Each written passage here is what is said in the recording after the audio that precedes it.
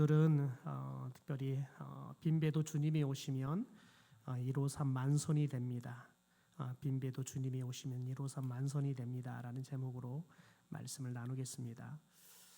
우리는 153 하면 한국 사람들에게는 늘 가장 먼저 떠오르는 게 뭐가 있을까요? 여러분, 네, 모나미 볼펜, 모나미 볼펜이 가장 먼저 떠오르죠. 모나미 볼펜은 153이라고 이름을 지었을까? 여러 가지 설왕설래가 있습니다. 근데 가장 정확하게 회사에서 내어놓는 그 이유는 두 가지가 있습니다. 하나는 이 모나미 볼펜을 가장 먼저 출시한 날짜가 1963년 5월 1일입니다. 그래서 63년 5월 1일에서 거꾸로 153 이렇게 해서 153이라는 모나미 이름 앞에 153이라는 숫자의 상징적인 의미를 넣었다라고 이야기해요. 그러면 앞에서부터 했지 왜 뒤에서부터 했느냐?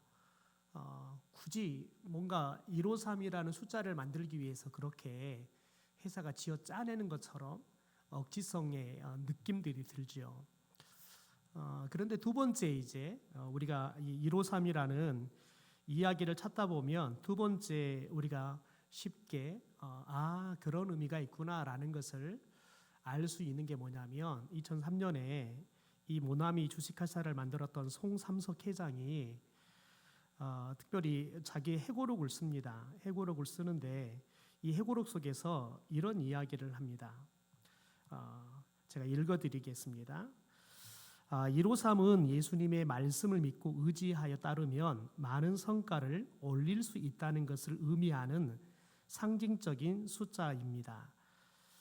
하나님은 내게 153이라는 숫자를 통해 기업인이 일생을 통해 반드시 지켜야 할 상도를 일깨워 주셨습니다. 이렇게 회고를 합니다. 그래서 153이라는 숫자를 그런 의미에서 이렇게 또 만들어냈구나라는 것들을 우리들이 이해를 할 수 있습니다. 그러니까 모나미를 만들었던 이 송삼석 회장은 성경 속에서 특별히 하나님께서 자신에게 기업인으로 세우셔서 기업을 어떻게 운영해야 될 것인가, 기업인의 상도에 대해서 깨달았다. 하나님께서 일깨워 주셨다. 그런데 이 송삼석 회장이 말하는 기업인의 상도가 뭐냐면 하나님의 말씀을 믿고 의지하여 따르면 많은 성과를 올릴 수 있다. 그러니까 크리스찬 CEO로서 하나님께서 크리스찬 CEO는 기업을 어떻게 운영해야 되나, 하나님이 주시는 기업의 원리가 있다는 거죠. 말씀을 의지해서 하나님 말씀 믿고 의지해서 경영하면 하나님께서 반드시 많은 성과를 내게 하겠다, 기업이 잘 되게 하겠다라는, 그게 이제 이 송삼석 회장의 기업을 운영하는 원리가 됐다는 거죠. 이걸 상도다라고 이야기를 합니다. 여러분, 그런데 오늘 이 송삼석 회장이 이야기하고 있는 메시지가 실은 오늘 말씀 속에서 하나님께서 우리에게 주시려고 하는 아주 중요한 메시지를 다 담고 있겠다 해도 과언이 아닐 것 같습니다. 여러분, 오늘 말씀은 부활하신 예수님께서 두 번이나 제자들에게 나타나서 예수님이 부활한 것에 대해서 직접 보여주고 가르쳐 주죠. 지난주에는 특별히 예수님의 처음 부활을 목격할 때 제자들과 함께 있지 않았던 도마, 그래서 의심했던 그 도마에게 예수님께서 직접 다시 오셔서 이 도마에게 예수님의 못자국과 창자국을 직접 만져봐라 라고 이야기하죠. 그리고 난 다음에 너가 특별히 믿는 자가 되라 라고 이야기를 하잖아요. 믿지 않는 자가 되지 말고 믿는 자가 되라 라고 하면서 특별히 도마에게는 해당되지 않지만, 그러나 오늘 우리에게 해당되어지는 하나님께서 예수님께서 축복의 말씀을 주셨죠. 보지 않고 믿는 자가 더 복이 있다는 겁니다. 보고 믿는 것보다는 보지 않고 믿는 자가 더 복이 있다. 여러분, 그런데 저와 여러분은 예수님 성경의 기록 목적을 따라서 우리들은 우리가 하나님의 말씀을 듣고 또 우리가 믿음으로 우리가 구원을 받았다라는 것들을 좀 나누었습니다. 여러분, 그런데 오늘 예수님께서 이렇게 제자들에게 부활한 것을 직접 보여주시고 두 번이나 걸쳐서 확인해 줬습니다. 여러분, 그러면 제자들이 예수님을 잘 믿어야 될까요? 잘 믿지 않아야 될까요?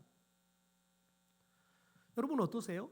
두 번이나 예수님이 부활했다라는 것을 제자들이 직접 예수님께서 확인해 주셔서 예수님이 부활했다는 사실을 믿었습니다. 그러면 예수님의 제자들은 예수님을 잘 믿어야 됩니까? 잘 믿지 말아야 합니까? 믿어야겠지요. 여러분, 그러면 예수님의 제자들이 예수님을 잘 믿는다는 것은 그러면 어떻게 살아가야 될까요? 여러분, 예수님께서 3년 전에 제자들을 부를 때 여러분, 특별히 어부였던 제자들에게 그 제자들을 예수님이 부르신 목적에 대해서 그렇게 이야기했습니다.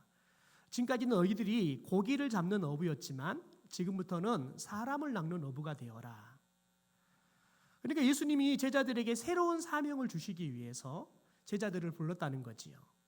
그리고 이 공생의 3년을 통해서 제자들에게 내가 왜 왔느냐라는 것들에 대해서 끊임없이 제자들에게 말씀으로도 가르쳐주고 직접 사역으로도 제자들에게 예수님께서 말씀해 주신 이유들을 직접 증명해 주셨습니다. 그러면서 예수님께서 십자가에 못 박아 죽기 전에 내가 가고 내가 너희들을 위해서 내 영이 성령을 보내주면 너희들이 지금까지 내가 했던 일들을 하게 될 것이고 나보다 더 큰 일을 하게 될 것이다 라고 제자들에게 내가 가고 난 다음에 내가 죽고 내가 가고 나면 성령이 오면 너희들이 무슨 일을 해야 되는지에 대해서 분명하게 가르쳐 줬습니다. 자, 그러면 예수님의 말씀대로 예수님께서는 십자가에 죽으셨고 다시 3일 만에 살아나셨습니다. 그러면 예수님의 말씀이 진짜 그러하다는 것을 제자들이 알아야 되잖아요. 믿어야 되잖아요. 그러면 제자들이 지금부터는 어떻게 살아야 돼요? 예수님이 했던 일들을 제자들도 하며 살아야겠지요. 3년 동안 예수님을 따라다니면서 했던 그 일들, 복음을 전하고 약한 자들을 치료해주고 병을 고쳐주고 귀신을 내어 쫓으면서 그들에게 하나님의 나라의 복음에 대해서 전해주는 일을 해야 합니다. 여러분, 그런데 제자들에게는 아직도 그들 속에 있는 의심이 해결이 되지 않은 것 같습니다. 그들이 앞으로 어떤 삶을 살아가야 될지 정리가 되지 않은 것 같습니다. 여러분, 그래서 오늘 이 두 번이나 예수님의 부활을 경험했던 이 제자들이 오늘 그들이 어디를 향해서 갑니까? 오늘 2절의 말씀을 보면 이렇게 말합니다. 우리 같이 함께 읽죠. 2절입니다. 시작. 시몬 베드로와 디두모라 하는 도마와 갈릴리 가나 사람 나다나엘과 세베대의 아들들과 또 다른 제자 둘이 함께 있더니. 여러분, 시몬 베드로 그리고 디두모라는 도마 그리고 갈릴리 가나 사람 나다나엘 그리고 세베대의 아들들 그리고 또 다른 제자 둘 7명입니다. 7명. 이 7명의 제자들이 함께 있었대요. 여러분, 그러니까 지금 12명의 제자의 한 제자는 죽어버렸고 11명의 제자가 남아있는데 그 11명의 제자들 중에서 지금 7명만 모여 있어요. 그러니까 나머지 4명은 또 어디 갔는지를 모르겠어요. 여러분, 그런데 여러분, 이들이 예수님이 부활한 것을 여러분 제대로 이제 예수님을 만나고 야, 예수님이 진짜 부활하셨구나 라는 것을 그들이 확인했으면 예수님이 그들에게 주신 사명의 길을 걸어가야 하는 겁니다. 예수님이 하셨던 일들을 그들이 여전히 다시 시작해야 되는 겁니다. 여러분, 그런데 오늘 이 제자들이 11명의 제자들이 함께 있지도 않습니다. 여러분, 교회는 무엇으로부터 시작되어지냐면 함께로부터 시작이 되어지는 겁니다. 왜냐하면 교회는 예수 그리스도를 구주로 고백하는 사람들이 모이는 겁니다. 함께 하는 것이 교회인 겁니다. 여러분, 교회는 함께 할 때부터 힘이 생기는 거예요. 여러분, 그런데 어찌 된 게 이 11명의 제자들이 함께 있지 않습니다. 그나마 참 다행인 건 그래도 위로가 되는 것은 뭐냐면 지난번 첫 번째 예수님이 제자들을 부활하시고 찾아왔을 때 없었던 도마가 그래도 이제는 두 번째 등장합니다. 이제는 도마가 예수님을 제대로 만나고 난 이후에 이제는 예수 공동체 안에 그가 떨어져 나가지 않는, 그래서 한 공동체 안에 아주 중심적인 역할을 하기 위해서 그야말로 베드로 다음으로 이름이 등장할 만큼 굉장히 지금 이제 도마가 특별히 오늘 여러분 오늘 특별히 도마는 이제는 공동체에 여러분 겉으로 도는 사람이 아니라 한 중심에 이제 중심의 주역 같은 인물로 들어온 거지요. 여러분 그런데 이들이 함께 있는 것까지는 좋았어요. 아쉬운 것은 4명의 제자가 함께 있지 못하지만, 그런데 여러분 이들이 함께 있는데 가장 먼저 이름이 등장하는, 다시 말해서 이 공동체의 아주 중요한 역할을 감당하고 리더격인 베드로가 뭐라고 말합니까? 3절이 이렇게 말합니다. 시몬 베드로가 나는 물고기 잡으러 가노라 하매 저희가 우리도 함께 가겠다 하고 나가서 배에 올랐으나 그 밤에 아무것도 잡지 못하였더니. 여러분 시몬 베드로가 뭐라 그래요? 뭐 잡으러 간대요? 물고기 잡으러 간대요. 여러분 베드로는 부활하신 예수님 만났으면 지금 뭐 잡으러 가야 돼요? 사람 잡으러 가야 돼요. 그게 예수님이 베드로를 부르신 이유고 베드로에게 예수님이 주신 사명이에요. 부활하신 예수님을 만났는데도 베드로는 지금 사명의 길을 걸어가는 게 아니라 예수님 만나기 전 여러분 세상 일을 향해서 다시 여러분 역행해서 돌아가고 있는 거예요. 여러분 그런데 더 불행한 건 뭐냐면 이 베드로의 이 말을 듣고 여러분 예수님이 부활하는 것을 직접 목격했던 또 다른 제자들도 뭐라 그래요? 오늘 말씀에 보면 저희가 우리도 함께 가자라고 이야기해요. 우리도 함께 가자. 여러분 이게 교회를 우리 가운데 이야기해 주는 굉장히 중요한 이야기가 됩니다. 여러분 예수 그리스도의 이름으로 모이는 게 교회라 그랬어요. 여러분 그런데 중요한 건 뭐냐면 예수 그리스도의 이름으로 우리가 모였는데 중요한 건 뭐냐면 예수 그리스도의 이름으로 모인 교회가 여러분 지향하는 이 교회의 사명의 방향이 어디냐는 거예요. 더 나아가서 그 사명의 내용이 뭐냐는 거예요. 이게 중요하다는 거예요. 여러분 분명히 지금 베드로가 내가 고기 잡으러 가겠다라고 이야기해요. 여러분 그리고 가는 곳이 어디냐면 디베랴 바다다 오늘 소개해요. 여러분 다시 말해서 갈릴리 바다예요. 여러분 3년 동안 예수님과 함께 그들이 거닐고 예수님과 함께 사역했던 곳이 갈릴리예요. 여러분 그런데 그것만 보면 그들이 향한 방향은 틀리지 않았어요. 맞아요. 여러분 그런데 갈릴리 바다를 왜 간다 그래요? 고기 잡으러 간다는 거예요. 여러분 예수님은 저와 여러분을 세상 가운데 죽어가고 있는 우리를, 아니 이미 죄로 인해서 죽어버렸던 우리를 부르셨어요. 그리고 예수 그리스도의 이름으로 우리를 살려주시고 우리 가운데 사명을 주셨다고요.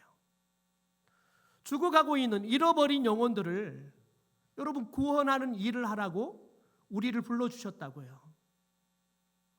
여러분 그래서 우리를 세상 가운데서 선택하시고 우리를 부르셔서 교회로 세우시고 난 이후에 예수님께서 우리에게 뭐라고 말하냐면 너희는 세상을 향해 가서 온 천하에 가서 온 천하를 다니며, 여러분 여기까지는 여러분 우리 방향이 맞을 수 있다니까요. 여러분이 지난 주일 예배를 마치고 여러분이 살고 있는 세상을 향해 갔다고요. 여러분 그런데 여기까지는 예수님이 우리를 보낸 방향이 맞을 수 있어요. 여러분 그런데 여러분은 세상을 향해서 갔는데 무엇을 하러 가셨습니까? 고기를 잡으러 가셨습니까? 아니면 사람을 낚으러 가셨습니까? 여러분 오늘 베드로를 보십시오. 베드로가 여러분 제자들에게 나 고기 잡으러 갈릴리 갈란다라고 해요. 여러분 그랬더니 함께 있는 제자들이 뭐라 그래요? 우리도 같이 가자라고 이야기해요. 여러분 이 교회의 리더의 자리, 교회 리더의 살아가는 삶의 모습, 교회 리더가 가져야 할 삶의 비전이 얼마만큼 중요한가를 오늘 우리에게 보여주는 거예요. 여러분 교회 리더가 어떤 생각을 품고 있고 무엇을 지향하느냐는 그 교회 공동체가 여러분 무엇을 향해서 갈 것이냐, 무엇을 향해서 에너지를 쏟을 것이고 교회 공동체의 이론들이 힘을 쏟을 것이냐, 여러분 결정이 돼요. 여러분 그래서 교회 리더들이 예수의 제자가 되지 않으면, 여러분 교회 공동체의 리더들이 여러분이 진짜 예수의 제자가 되지 않으면 위치는 베드로예요. 여러분 그런데 살아가는 방향도 갈릴리는 같아요. 그런데 여러분 갈릴리로 가서 하는 일이 뭐냐면 예수의 제자가 아니라 예수를 모를 때의 베드로, 시몬으로 돌아가 버리는 거예요. 여러분 저와 여러분이 살아가는 삶의 방향이 여러분 예수님께서 우리 가운데 말씀하신 온 천하일 수 있어요. 그런데 여러분 우리가 온 천하에 가서 무엇을 하냐는 거예요. 여러분 중요한 건 뭐냐면 오늘 저와 여러분이 무엇을 하냐는 것은 오늘 우리 구암교회가 무엇을 할 것인가를 결정지어버려요. 여러분이 여러분 가정 안에서 여러분의 가정 안에 믿음을 끌고 가는 리더로서, 부모 세대로서 여러분이 여러분 가정 안에서 어떤 사명, 여러분 그 사명의 내용이 무엇이냐에 따라서 여러분의 자녀들이 여러분을 따라 교회를 다니지만 무엇을 위해 교회를 다닐 것인가? 여러분을 따라서 세상을 향해 나아가지만 여러분의 자녀들이 무엇을 지향하며 살 것인가? 도대체 사명이 무엇일 것인가 결정이 돼버린다고요. 여러분 베드로는 참 불행하게도 물고기 잡으러 간다라고 이야기해요. 정말 안타깝죠. 여러분 물고기 잡으러 간다라고 이야기해요. 그러니까 갈릴리의 방향은 맞았지만 그가 갈릴리를 가야 할 목적이 틀려버린 거예요. 여러분 방향이 아무리 맞아도 목적이 틀리면 그건 틀린 거예요. 여러분 갈릴리 하면 어떤 곳입니까? 예수님이 공생애를 시작했던 예수님의 사역의 첫 무대이고 주 무대였습니다. 제자들에게는 예수님을 만났던 첫사랑의 장소이고 예수님께서 그들에게 사명을 주셨던, 사명이 그들 가운데 기름 부어진 여러분 거룩한 장소예요. 여러분 그런데 부활하신 예수 그리스도를 만났단 말이에요. 구약에 여러분 그 위대한 선지자들이 그렇게 만나고 싶었던 예수를 만났고 그들이 그렇게 예언하면서 우리가 살아생전에 그 예수 그리스도를 볼 수 있고 예수 그리스도의 부활을 목도할 수 있다 그러면 여러분 그들이 그렇게 기대하면서 그들이 소망하면서 사모하면서 여러분 그렇게 구했던 예수 그리스도를 만났고 예수 그리스도의 부활을, 그 영광스러운 부활을 그들이 직접 목도했는데 여러분 베드로와 제자들은 여러분 세상을 향해서 갈릴리를 향해서 하찮은 고기 잡는 어부로 다시 돌아가고 마는 모습들을 보인다는 거예요. 여러분 저와 여러분이 세상에 살아가는 모습은 예수를 믿지 않는 모습 사람들과 예수를 믿는 사람과 별 다르지 않아요. 똑같이 집 짓고 살고요. 똑같이 자동차 살고요. 똑같이 직장 생활하고요. 똑같이 맛있는 거 여러분 사 먹기 좋아하고요. 똑같이 살아가는 모습들은 같아요. 여러분 마치 갈릴리를 가서 갈릴리를 거니는 것은 똑같을 수 있어요. 여러분 그런데 그 안에 도대체 갈릴리를 왜 가냐는 거예요.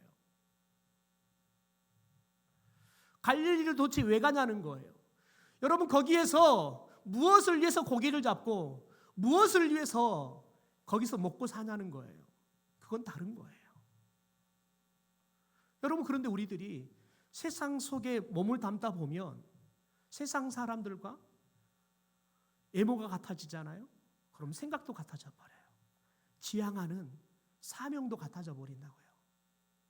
그래서 나중에는 성경책 들고 다니는, 주일이면 교회 다니는 세상 사람이 되고 말아요. 여러분, 그래서 우리를 성도라고 하나님이 말하지 않고 교인이라 하나님이 말하는 거예요. 여러분, 교회는 다닐 수 있어요. 그러나 하나님의 나라는 못 들어가요. 여러분, 성도도 교회를 다닐 수 있고요. 교인도 교회를 다닐 수 있어요. 그러나 하나님의 나라는 교회는 못 들어가요. 성도만이 들어갈 수 있어요. 여러분, 그게 어디에서 결정이 돼요? 교회에서 결정이 되는 게 아니에요. 저와 여러분이 살아가는 갈릴리라는 세상 속에서 저와 여러분이 성도로 살아가느냐, 교인이라는 이름을 가진 세상 사람으로 살아가느냐에 따라서 여러분, 우리는 하나님의 나라에 들어갈 수 있는 사람이 되는 건지, 아니면 여러분, 우리가 예수의 제자라는 이름으로 예수를 따르는 것처럼 보이는데 진짜 예수의 제자로 제자는 되지 못하고 예수의 제자의 흉내 내리고 살아가는 사람이 되어버릴 것이냐 결정이 되는 거예요. 여러분, 오늘 말씀으로 좀 돌아가 보면 우리가 신앙생활을 하다 보면 때로는 예수님께서 죽어버린 것처럼, 예수님께서 전혀 계시지 않는 것처럼 우리의 삶이 정말 몸이 건조하고 퍽퍽하고 절망적이고, 아무리 기도해도 여러분, 하나님은 어떤 영적인 감동도 주지 않아서 내가 계속 기도를 해야 되나? 내가 계속 교회를 나와야 하나? 여러분, 이런 영적인 깊은 침체를 느껴버릴 때가 너무 많다고요. 여러분, 그럴 때 여러분, 저와 여러분이 여러분 이 예수의 제자처럼, 베드로처럼, 여러분 우리들이 다른 사람을 보면 정말 멋있게 예배하는 것 같고 은혜를 받는 것 같은 나는 퍽퍽해요. 여러분, 그러면 우리들이 주일 예배를 드리고 우리가 갈릴리를 향해서 가지만 뭐 하러 가는 거예요? 고기 잡으러 가는 거예요. 여러분, 갈릴리를 향해 갈 때 사람을 낚는 어부로 가는 게 아니라 고기 잡으러 가는 거예요. 문제는 뭐냐면 교회 리더가 돼버리면, 여러분이 고기 잡으러 가잖아요. 그러면 여러분을 바라보면서 신앙생활하는 또 다른 성도들도 고기 잡으러 가야구나, 함께 갑시다, 같이 고기 잡읍시다. 여러분, 그게 당연하게 돼버려요. 여러분, 리더의 자리에 있는 사람이 그래서 바른 길을 가느냐 잘못된 길을 가느냐는 리더 한 사람의 인생이 좌우되는 게 아니라요, 영혼이 결정되는 게 아니라요, 싫든 좋든 그를 바라보고 있는 수많은 사람들의 영혼을 망쳐버리느냐, 아니면 여러분 영원한 하나님의 나라를 선물하느냐를 결정지어요. 여러분, 저와 여러분이 하나님, 제가 베드로 되겠습니다, 제가 바울이 되겠습니다 라고 여러분 외치는 사람이 어디 있어요? 여러분, 저와 여러분은 어떤 누구도 감히 하나님을 제대로 만난 사람이라고 하면 제가 베드로의 길을 가보겠습니다, 바울의 길을 가보겠습니다 라고 외치는 사람 없어요. 하나님이 우리를 불러주셔야지만 우리가 그 고백하는 거예요. 여러분, 그런데 우리가 하나님의 분명한 콜링이 있어 걸어가도 살아가다 보면 여러분, 하나님이 없는 것처럼 보이고요, 하나님의 말씀을 우리가 아무리 전하는데 그 말씀이 살아있지 않는 것처럼 그냥 몸이 건조한 또 하나의 성경에 나와 있는 이야기를 하는 것처럼 퍽퍽하게 느껴질 수 있어요. 아무런 감동도 느껴지지 않는 여러분 말씀으로 느껴질 수 있다고요. 그런데 문제는 뭐냐면 여러분, 우리는 목사인 저도 그게 살아있는 하나님의 말씀으로 깨달아지지 않아도, 느껴지지 않아도 설교할 때는 그렇게 막 열심히 설교를 해도 여러분 설교하고 내려가면 여러분 외치면 외칠수록 밑에 내려가면 공허한 거예요. 여러분, 근데 그것으로 끝나는 게 아니에요. 또 다른 사람들에게 그 영향이 미쳐지 간다는 거예요. 여러분, 그래서 저와 여러분이 하나님의 부름을 받은 사람이라 그러면 저와 여러분이 목사이든 장로이든 권사이든 집사이든 상관없어요. 우리가 예수를 믿는 순간 우리는 세상으로 보냄을 받은 예수 그리스도의 제자예요. 단지 맡은 역할이 다를 뿐이지요. 중요한 건 뭐냐면 여러분, 저와 여러분이 이미 베드로의 자리에 서 있다는 거예요. 바울의 자리에 서 있다는 거예요. 왜? 하나님이 우리를 부르셔서 세워놨기 때문에요. 여러분, 그래서 저와 여러분이 목숨을 걸고 구해야 할 게 뭐냐면 하나님이 우리에게 이 직분을 주셨다면 감당할 만한 은혜를 달라고, 힘을 달라고, 능력을 달라고 기도해야 되는 거예요. 여러분, 사명감을 잃어버리고 하나님의 뜻을 거스리고 걸어가는 삶을 살아가잖아요. 그러면 삶의 의미를 못 느껴요. 의욕도 없어요. 여러분, 그럼 무슨 힘이 있고 무슨 의미가 있고 무슨 즐거움이 있겠습니까? 그럼 여러분 고기도 안 잡혀요. 오늘 3절 볼까요? 3절 우리 현대어 성경으로 자막 보고 같이 읽겠습니다. 시작. 시몬 베드로가 고기나 잡으러 가겠소 하고 나서자 좋습니다. 같이 갑시다 하고 모두들 따라 나섰다. 그런데 밤이 새도록 고기를 한 마리도 잡지 못하였다. 여러분, 여기서 현대어 성경으로 굳이 제가 여러분에게 읽으라고 이야기한 것은 뭐냐면 베드로가 제일 실감나게 표현을 했어요. 고기나 잡으러 가겠어. 에이, 나 안 되겠다. 그냥 고기나 잡으러 가야지. 여러분, 지금 베드로가 무엇을 해야 될지 모르는 거예요. 그러니까 지금 뭔가를 하긴 해야 돼요. 그러나 고기 잡으러 가는 것은 자기 사명 아니에요. 그런데 도대체 내가 뭘 해야 될지 모르는 거예요. 그러니까 여러분, 그가 제일 먼저 떠오르는 게 뭐예요? 자기가 평생 했던 고기 잡는 거예요. 그러니까 이거 안 되겠다. 고기나 잡으러 가야지. 지금 여러분, 베드로는 지금 본인이 무엇을 해야 되는지 이게 정확하게 잡히지 않으니까요. 녹두리처럼 에이, 그냥 내가 잘하는 거 고기나 잡으러 가야지. 여러분, 어떻게 보면 베드로가 답답하니까 그냥 자기 입에 쉽게 나오는 말, 가장 입에 익숙한 말, 자기가 그냥 아무 생각하지 않아도 그냥 아침에 눈 떠 있으니까 그냥 갈릴리 바다까지 나와 있는 거, 가장 익숙한 것, 그냥 아무 생각 없이 의미 없이 넋두리처럼 하는 말이지만 중요한 건 뭐냐면 다른 사람들에게도 영향을 미친다는 거예요. 여러분, 이게 리더의 자리의 무서움인 거예요. 여러분, 예배에 실패하고 교회 생활에 기쁨이 없잖아요. 그러면 삶에 활력도 없어요. 영적 침체는 삶의 모든 것을 다 침체에 빠뜨려 버려요. 여러분, 그래서 예수님은 이 진리를 우리에게 이미 요한복음 15장에서 가르쳐 주셨어요. 우리 같이 함께 요한복음 15장 말씀을 같이 한번 읽겠습니다. 같이 읽죠. 시작. 내 안에 거하라. 나도 너희 안에 거하리라. 가지가 포도나무에 붙어 있지 아니하면 스스로 열매를 맺을 수 없음같이 너희도 내 안에 있지 아니하면 그러하리라. 나는 포도나무여 너희는 가지라. 그가 내 안에 내가 그 안에 거하면 사람이 열매를 많이 맺나니 나를 떠나서는 너희가 아무것도 할 수 없느니라. 여러분, 우리들이 예수님 안에 거하잖아요. 포도나무 대신 예수님께 딱 붙어 있잖아요. 여러분, 그러면 우리가 무엇을 해야 되는지 아는 거예요.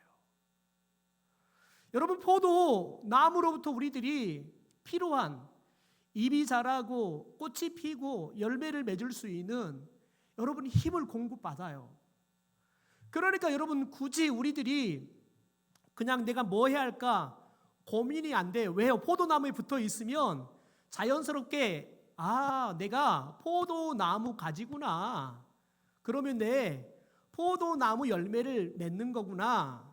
여러분, 그러면 자연스럽게 붙어 있으면 자연스럽게 그 모든 것들이 일어나요. 그런데 여러분, 주님을 떠나버리잖아요. 그러면 떠나버린 순간 우리는 밖에 버려져 밟힐 뿐이에요. 밟혀 여러분 버려져 마르면 땔감이 될 뿐이에요. 예수님께서는 그래서 오늘 우리에게 이야기하는 게 뭐냐면 내 안에 거하라는 거예요. 내 안에 거하라는 거예요. 주님을 떠나서는 우리가 아무것도 할 수 없다는 거예요. 여러분, 그런데 제자들이 주님을 떠나서 주님 없는 갈릴리로 가요. 여러분, 그래서 그들이 주님 없는 갈릴리, 주님 없는 배 위에서 날이 새도록 고기를 잡아요. 3년 만에 다시 배를 타고 여러분, 그물을 던지고 그물을 다시 끌어올려 보지만 아무것도 없어요. 여러분, 10절을 보십시오. 4절에 보면 날이 새어갈 때 예수께서 바닷가에 서셨으나 제자들이 예수인지를 알지 못한다. 여러분, 예수님이 바닷가에 서가지고 제자들 다 지켜보고 있는 거예요. 여러분, 그런데 예수님 없는 삶을 사니까요, 자기들을 지켜보고 있는 예수님을 알아보지도 못해요. 제자들은 여러분 예수님을 알아보지 못하니까요, 여러분 예수님에 대해서 관심이 없어요. 여러분, 그런데 보십시오. 예수님은 어떤지 5절을 같이 한번 읽겠습니다. 5절입니다. 자막 보죠. 시작.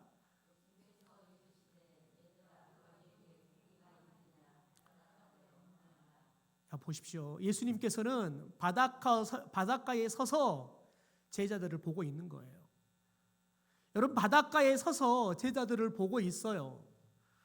그런데 여러분, 예수님은 제자들이 무엇을 하고 있는지 다 알아요. 관심이 있으니까 제자들이 무엇을 하고 있는지 예수님은 다 보이는 거예요. 그러니까 여러분, 예수님이 제자들에게 뭐라 그래요? 야, 고기 잡았냐? 라고 묻는 거예요. 고기 잡았냐? 라고 묻는 거예요. 여러분, 예수님의 이 질문에는 두 가지 의미가 있다라고 이야기해요. 첫 번째는, 그래, 나 없이도 잘 되냐? 나 없이 너희들 고기 지금 잘 잡히냐? 여러분, 그들의 실패를 깨우쳐주는 주님의 음성이에요. 여러분, 고기를 못 잡아서 실패한 게 아니라요, 주님과 함께 하지 않아서 실패한 거예요. 여러분, 주님과 함께 하면 밤새내 고기 못 잡아도 여러분, 주님이 야, 들어가다가 그냥 한번 금을 내리고 한번 끌고 가자, 그러면 끝나요. 여러분, 예수님이 없는 배, 아무리 배가 좋아도 예수님이 없으면 그 배는 빈 배일 뿐이에요. 두 번째는요, 그들이 형편을 아시는 주님이 이제 그것을 해결해 주시겠다는 의미예요. 이 말이 뭔 말이냐면, 야, 너희들 고기 잡았냐? 못 잡았지? 그래, 내가 고기 잡을 수 있도록 가르쳐 줄게, 이 말이에요. 여러분, 그 다음 말씀에 보면 알아요. 6절입니다. 이르시되 그물을 배 오른편에 던지라. 그리하면 잡으리라. 여러분 보십시오. 예수님께서는 야, 그물 배 오른쪽에 던져라. 그러면 잡힌다. 방법뿐만 아니라 던지면 잡힌다. 여러분, 어떤 결과가 나는지까지도 이야기해요. 여러분, 예수님이 허세 부리는 걸까요? 아니요. 예수님은 방법도 알고, 예수님의 방법은 반드시 100% 이루어져요. 왜요? 하실 수 있는 전능하신 분이시니까요. 여러분, 그런데 이 시간이 눈먼 고기들도 아니고요, 아침에 해 떠 있어요. 여러분, 어부들이 왜 저녁에 가서 피곤한데 고기를 잡아요? 여러분, 고기들도 시력 안 좋지만 보여요. 그러니까 고기들이 그물 내리는지 여러분 잘 못 볼 때 고기 잡아야 되는 게 힘들지만 어부들이 여러분 그 저녁에 나가서 그물 내리는 거예요. 그런데 지금 대낮이라고 이제 아침에 해가 떠가지고요, 아무것도 안 보이던 바다가 다 보인다고요. 여러분, 그런데 제자들은 이제 3년 만에 복귀했지만 그건 상식이에요. 어부가 아니어도 상식적이란 말이에요. 그런데 어부예요. 그럼 여러분, 그것은 본능이에요. 상식을 뛰어넘어서 본능이에요. 여러분, 그러면 제자들은 뭐라고 하겠어요? 지금은 시간이 몇 시인데요, 그물을 던져요. 우리 밤새내 그물 던지느라고 얼마나 힘드신지 아십니까? 이 그물 던졌다가 다시 끌어올리려고 그러면 던지는 거 힘든데요. 끌어올리려고 그러면 얼마나 힘든지 아십니까? 예수님은 안 해봐 잘 모르잖아요. 여러분 제자들이 충분히 그러고도 남아요. 여러분 그런데 제자들이요. 예수님의 말씀에 순종해요. 여러분 그런데 보십시오. 더 중요한 건 뭐냐면 이들이 아직까지 예수님이 예수님인지를 몰랐다는 겁니다. 예수님인 줄 알고 예수님의 말씀에 순종하는 게 아니라 예수님인지를 모르고요. 예수님의 말씀에 순종해서 그물을 던졌어요. 여러분 예수님인지도 모르고 예수님의 말씀에 순종하니까요. 마치 봉사가 문고리 잡아버리듯이 여러분 예수님인지도 모르고 비상식적이고 결코 이해할 수 없는 말이지만 제자들이 그물을 던져요. 여러분 때로는 우리가 이해가 되지 않아요. 도대체 말하는 사람이 누군지도 몰라요. 여러분 그런데 기대도 없이 그냥 그래도 빈 그물로 가는 것보다 낫지 한번 마지막이라 생각하고 본전이지 안 못 잡아도 그만이니까 여러분 그렇게 생각하고 할 수 있어요. 중요한 건 뭐냐면 여러분 어떻게 순종했냐가 중요한 게 아니라 순종했다는 거예요. 여러분 그러니 어떤 일이 일어나요? 11절입니다. 같이 함께 읽겠습니다. 시작. 시몬 베드로가 올라가서 그물을 육지에 끌어올리니 가득히 찬 큰 고기가 153마리나 이같이 많으나 그물이 찢어지지 아니하였더라. 여러분 보십시오. 베드로가 올라가서 그물을 어디로 끌어올렸대요? 네, 육지로 끌어올렸대요. 더 중요한 건 여러분 보세요. 그물이 찢어지지 않았대요. 여러분 고기가 153마리나 됐대요. 이같이 많았대요. 그러면 어떤 일이 일어나냐면 그물이 찢어져야 돼요. 여러분 지금 이것을 기록하고 있는 사람이 누구냐면 어부였던 요한이에요. 요한이 어부였기 때문에 이 정도 고기를 잡으면 그물이 견디지 못하고 찢어진다는 걸 알아요. 여러분 그런데 뭐라고 말하냐면 여러분 이같이 많이 잡으나 그물이 찢어지게 많이 잡으나 그물이 찢어져야 되는데 그물이 찢어지지 않았다는 거예요. 여러분 예수님은 우리에게 방법도 알려주시고 고기도 잡히게 하시지만 더 중요한 건 뭐냐면 예수님이 주신 은혜가 너무 커서 그물이 찢어져요. 그러면 여러분 찢어져 버리면 고기 다 빠져나가고 여러분 차라리 안 잡힌 것보다 못한 꼴이 돼버리고 말아요. 그런데 여러분 그물이 찢어질 수밖에 없는데 예수님께서 그물이 찢어지지 않도록 그물을 지켜주시는 하나님이에요. 여러분 하나님은 저와 여러분에게 축복을 주시는데 하나님은 저와 여러분의 축복이 찢어져서 쏟아지지 않도록 그 축복조차도 지켜주시는 하나님인 줄 믿습니다. 여러분 그래서 저와 여러분이 여러분 영적으로 우리가 기도해야 할 것은 뭐냐면 하나님의 말씀이라 그러면 누가 말하느냐 따지지 않고 그냥 우리들이 본능적으로 그냥 말씀은 무조건 덮어놓고 순종할 수 있는 믿음을 주십시오. 여러분 특별히 논리적이고 생각이 많은 사람은 별로 믿음의 역사를 경험하지 못해요. 여러분 믿음의 역사는 누가 경험하냐면 별로 생각이 없는 사람들이 경험해요. 제가 많은 담임 목사님들을 모셔봤지만 여러분 참 이게 세상에 되네? 야 이렇게 해도 되네? 여러분 이런 목회를 경험하신 목사님들의 특징이 뭐냐면 목사님의 이야기를 듣고 있으면 이 목사님은 자꾸 되지도 않은 일들을 하라고 하시지 답답해요. 왜냐하면 부목사는 이제 목사님이 이야기한 대로 가서 이제 평신도 리더들을 그룹을 이제 모아놓고 일도 이렇게 우리가 이걸 하게 될 건데 이게 권사님이 이거 해주시고 설명해야 되는. 근데 내가 확신이 없어요. 내가 확신이 없으니까 어떻게 설명을 하겠어요? 여러분 그런데 도저히 내가 가서 설명할 자신이 없어요. 근데 어떻게 해요? 목사님이 하라면 해야죠. 가서 여러분 그런데 에이구 해봤자 안 될 건데 그러면서 여러분 가서 설명해요. 여러분, 그런데 권사님들은 부목사보다 믿음이 좋더라고요.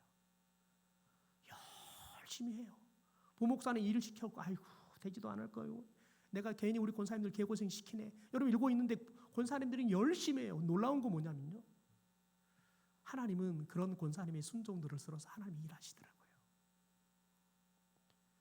여러분, 그거 한 번, 두 번 겪고 나잖아요. 그러면 목사님이 무슨 말을 해도 그냥 여러분 여전히 한쪽에서는 머리가 아이고 안 될 건데 그래도 우리 목사님이 하라 그러면 뭐가 좀 되긴데, 여러분 그러면서 가는 거예요.